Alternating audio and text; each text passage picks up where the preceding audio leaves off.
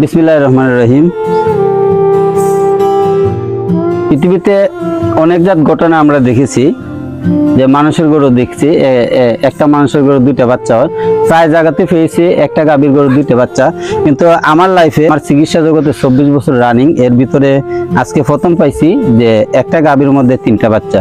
মানে আমি নিজের চোখে দেখলাম এই যে গাভীটা অনেক দুর্বল গাভী, তার ট্রিটমেন্ট দিব আমরা, যেহেতু 3টা বাচ্চা দিছে। গাভীর উলানো দুধ নাই, দুধ আসা লাগি ট্রিটমেন্ট দিব, বাকিটা আল্লাহর ইচ্ছা। সকলে দোয়া করবেন যাতে এই 3টা বাচ্চা আল্লাহ বাঁচায় রাখে। মালিকও খুশি যে ওনার নাম মোহাম্মদ আনুমিয়া, আমাদের বাহানগর গ্রামে ওনার বাড়ি। তো এই ওনার গাভীর মধ্যে 3টা বাচ্চা হয়েছে।